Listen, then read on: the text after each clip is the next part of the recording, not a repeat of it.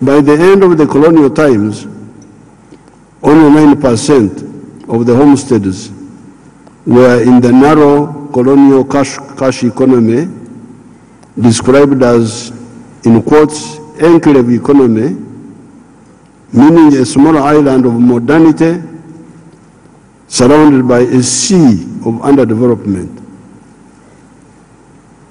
That enclave economy of the colonial economy of Uganda was described as the economy of the 3 C's and 3 T's. The 3 C's being coffee, cotton, and copper, and the 3 T's being tobacco, tea, and tourism. The agricultural and the mineral products being mainly exported as raw materials without making final products out of them, except for some small effort of the Native Textile Factory of only 23 million meters, started by a progressive British governor, Andrew Cohen, who arrived in Uganda in 1952. Our line, therefore, ever since the 1960s, has been as follows. A, fully commercialize agriculture to achieve food security and homesteads income security by undertaking agricultural enterprises guided by the HBRO. We use this word HBRO, meaning to calculate the maximum possible returns given the size of the family land. B, in commercializing agriculture, use the strategy of intensive agriculture for families of 4 acres or less, and extensive agriculture for families of bigger lands. With intensive agriculture, you select high-value enterprises which, though you do them on a small scale, you get good family income. While with extensive agriculture, you can adopt low-value crops, which when you do them on a big scale, you still get good money, good income for the family because of the scale. C, the country needs both the products of intensive agriculture and extensive agriculture because many times one needs the other. D, in our 1996 election manifesto, we identified 7 enterprises for intensive agriculture. And these were coffee, 1 acre, fruits, 1 acre, dairy products, 1 acre for pasture, for dairy cows, then 1 acre for food crops for the family within those 4 acres. And then poultry for eggs and piggery in the backyard, back of the house, at the back. It's called ekanyima or a manju. I think in Swahili they call it uwani, at the backyard there. Plus fish farming for those near the wetlands, on the periphery of the wetlands, not in the center. In our calculation, crops like cotton, tea, maize, sugarcane, and enterprises like ranching could only make money for the family when they are done on a medium or large scale. Recently, our people have been adding crops like palm oil, cocoa, and cashew nuts on the list of the high-value crops that can give good incomes to the families, even if you do them on 1 acre. To do some of the intensive agriculture enterprises, you need inputs from the extensive agriculture products. To produce poultry feeds, animal feeds for pigs, fish meals, etc., you need maize, sugar byproducts, etc. If you are to import all these, it may render your products uncompetitive. We had to do this, Your Excellencies, because in the colonial times and in the post-colonial times, they would make our people grow things like cotton. You hear that Uganda is producing a lot of cotton. Yes, Uganda was producing a lot of cotton. But the families which were producing the cotton were in poverty because nobody had bothered to calculate what is the average land size of the family land. If it is only 2 acres and you put 1 acre under cotton and the other acre for food, how would the family get out of poverty if cotton is a low-value crop? So that's why we had to say, no, it's not just big production for the country, it is production for enough income for the family also, so that they get out of poverty. G, after waking up our people as to the crucialness of commercial agriculture and rationalizing it, we then realized the danger and the unfairness of confining ourselves to just producing raw materials for other countries far away to transform into finished products. A kilogram of coffee may give us $2.5 as a raw material. However, the same kilogram roasted, ground into powder, and packaged will give the cleverer foreigners who added those steps abroad $40.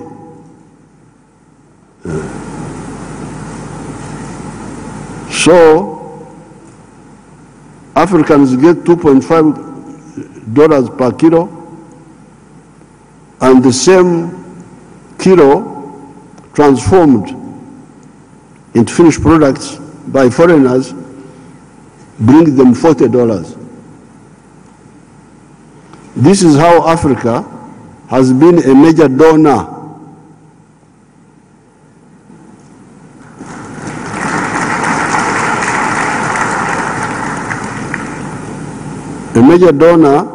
to the parts of the world that are managed by cleverer people. Sorry to use these words.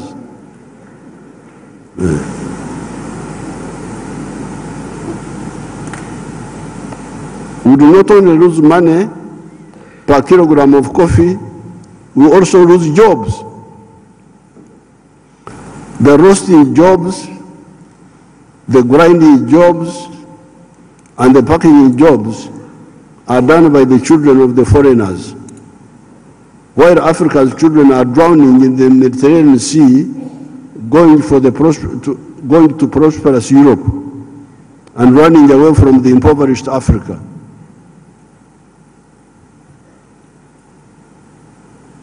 I normally tell people that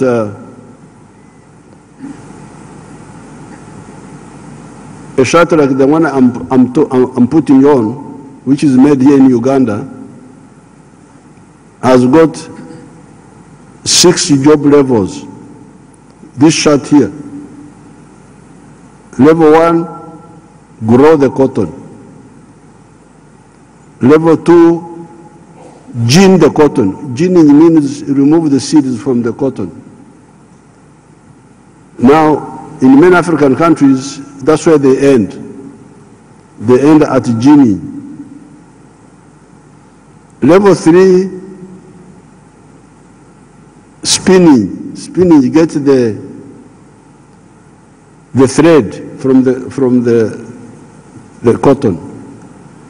Level 4, weaving to make a fabric. Level 5, putting colors. Level 6, tailoring. So out of the 6 job levels, Africa has been ending at, many of the African countries have been ending at level 2. All the other levels out, the money goes away, but also the jobs. All those go away.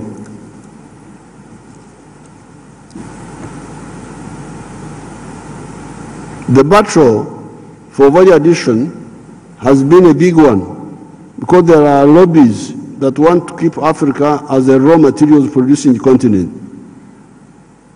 In Uganda, we have moved in some areas a bit in textiles, a lot in the dairy products, a lot on fish, a lot on sugar, a bit on maize, a bit on leather, a bit on furniture and wood products, etc. What is true of agricultural raw materials, is of course also true of the raw materials of minerals, forest products, etc.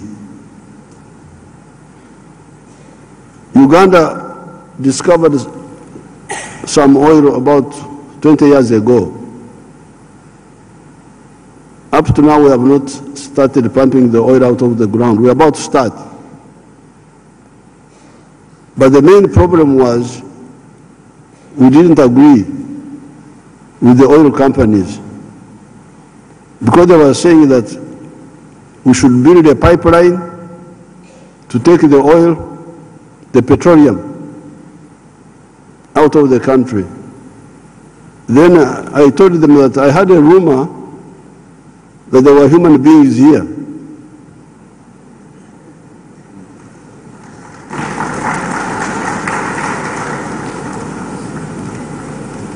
Why don't we process this petroleum for these human beings who are rumored to be here? It's not confirmed, but there's a rumor that there are some big battle. They told me that oil refineries don't make money. So then I said, but if they don't make money, those who run them, why do they run them? Are they Mother Teresa's? Now, I happened to go to Iran. I went to Iran. When I went there, I said, you people, do you have oil refineries? They said, yes, we have 9. Iran had 9 refineries. Now, here they didn't want me to have 1, just 1. So because of those battles, it took time, but now eventually they gave up. We shall build the refinery and the pipeline also. And the main reason I support the pipeline is that it will go through Tanzania, my other country, so that we can get some share in our resource, which is theirs also. But that's why it's a very big battle. You can imagine somebody arguing, and when they made the calculation, the oil refinery here is very, very productive, very profitable. What they call the internal rate of return is IRR. It's very high, much higher than in other places. So that war of wanting to keep Africa as a raw material producing continent is a very big one.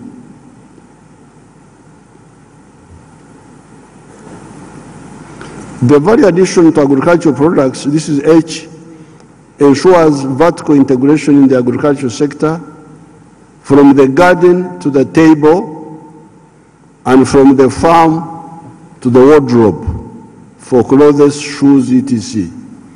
However, it also ensures horizontal integration with the other sectors, manufacturing, services, etc.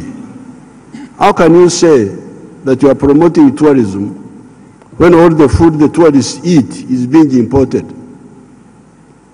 In Uganda, the hotels serve Ugandan liquid milk, yogurt, butter, sugar, fruits, beef, etc. On account of reasons I cannot understand, some Ugandans insist on eating wheat bread and rice. At 80 years of age, I am very comfortable with my meals of cassava, muhogo, millet, obro, meat a few times in a week, milk for my coffee, bananas, ebinyeebwa, groundnuts, obushaza, peas, ebihimba, beans, and fruits, all Ugandan products.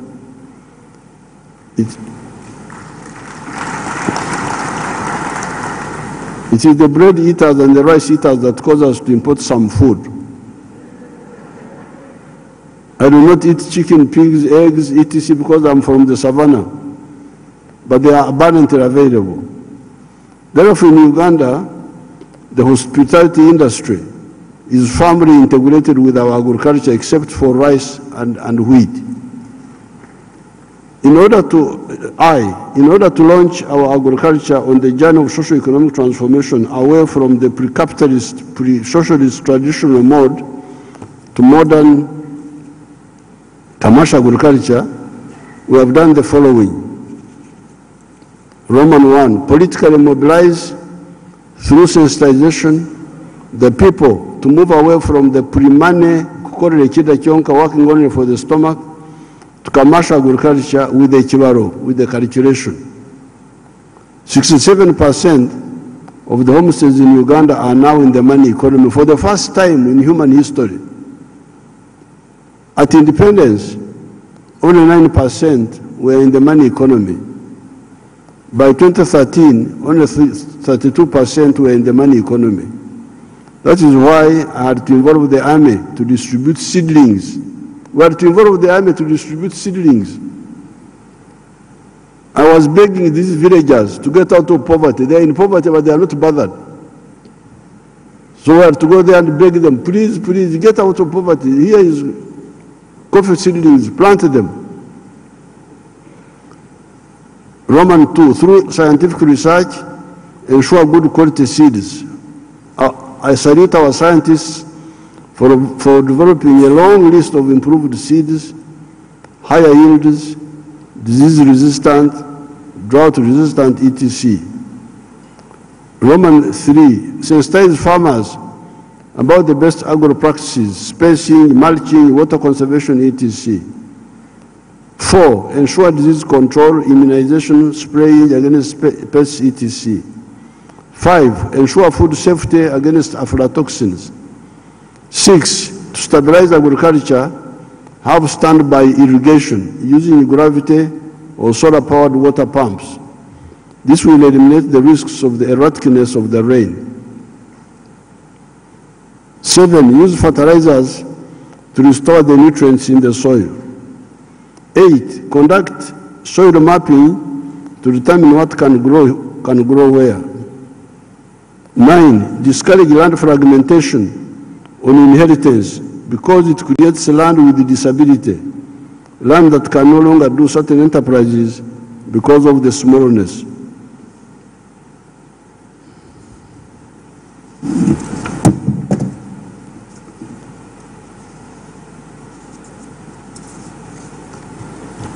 With these measures, Africa will be a superpower economically. Since ancient times, this part of Africa had strong agriculture. We always have 2 harvests in a year. The harvest of Katumba, the season of March to end of May, and Omwaka, the big harvest of August to December. The harvest of May is called Obujegashe, the small harvest, and the one of August to December is called Omwaka, the big yearly harvest. All this was with the traditional technology and just the rain-fed agriculture. In some areas, however, there was some irrigation in ancient Egypt and the Kilimanjaro area.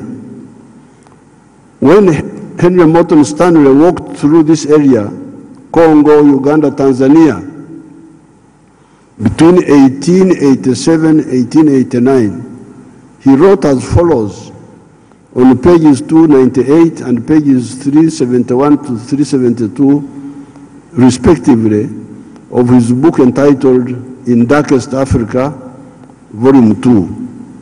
This is in quotes.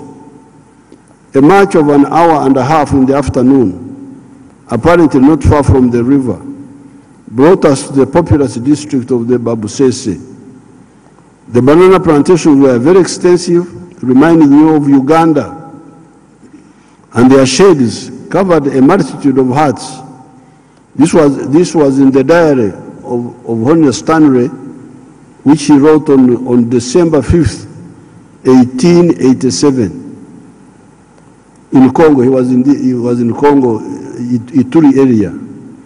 Fields of millet and sesame Plots of sweet potatoes occupied the outskirts of these plantations, and there was ample evidence round about that the land was thickly peopled and industrially cultivated.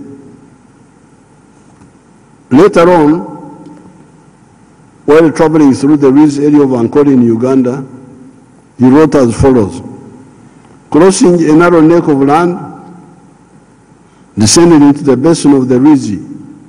By degrees, the misty atmosphere of this region was clearing, and we could now see about 5 miles distance and the contour of the pastoral plateau of Ankole.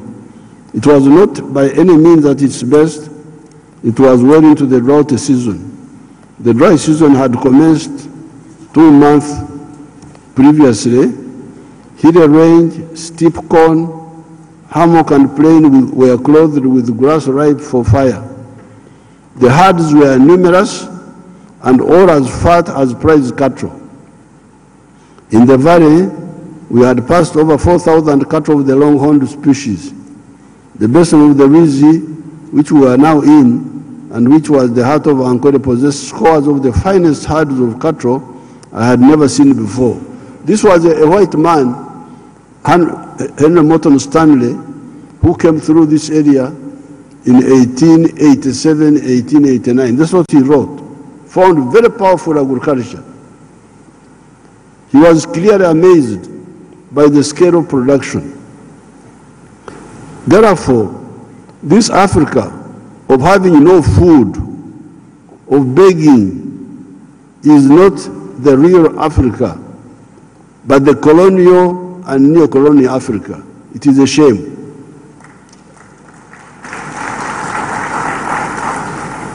I need to conclude my remarks by talking about the issue of water for livelihood and for production, as well as the need for removing the non-tariff barriers in the CFTA, Continental Free Trade Area.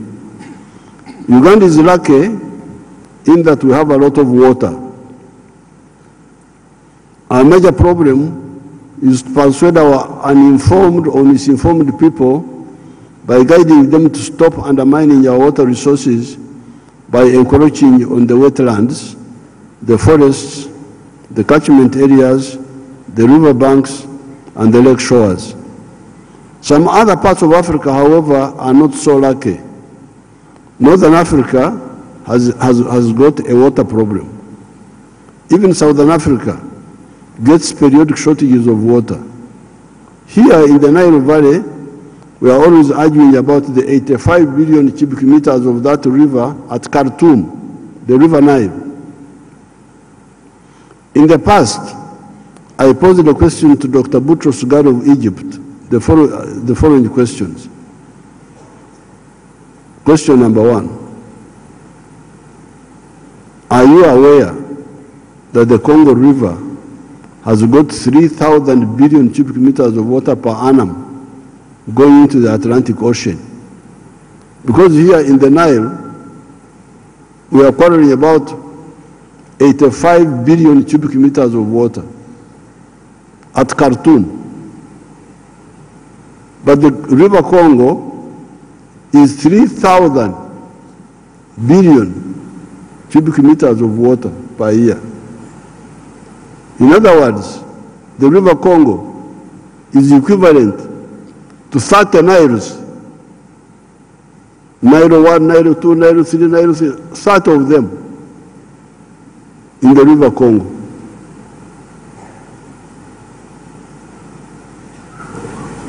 Now, all this water is going into the Atlantic Ocean every year, just going. Is the Atlantic Ocean thirsty for water? Since this is a high-level meeting of Africa, you can tell me whether the Atlantic Ocean is thirsty for water, all this water which is going. Why doesn't Africa discuss with our brother people of Congo about how this massive water that is not used could help the water-stretched parts of Africa?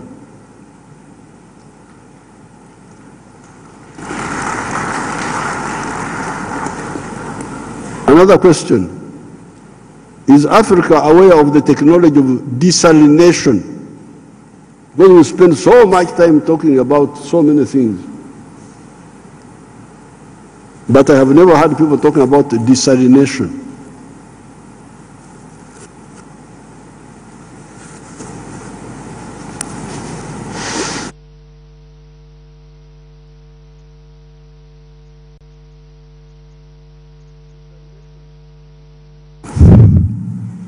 Desalination happens in nature, done by the sun, evaporating ocean water into vapor that eventually becomes rain. Why doesn't Africa intensively study this? If the cost of desalination goes down, Egypt and other coastal countries would become upstream countries, while we that harbor the origin of the Nile would become downstream countries. If this technology of desalination of seawater becomes cheap, then the countries near the ocean can even send us water from the ocean. On the issue of non-tariff barriers, there is no doubt that they undermine the advance of agriculture in Africa. Uganda easily produces all types of agricultural products: maize, sugar, milk, beef, poultry products, etc. The internal market is not enough. However, production is disrupted when in some years, some of the brother countries say they have bumper crops and de-license Ugandan products. Why do you de-license products of a brother country? If you have a bumper crop, let the products compete. I had some issues here with some of the Ugandan inefficient rice growers. Tanzanian rice is better and cheaper. So they were saying I should ban Tanzanian rice. I said, no, I cannot do that. If you are inefficient, get out of business, go and do something else.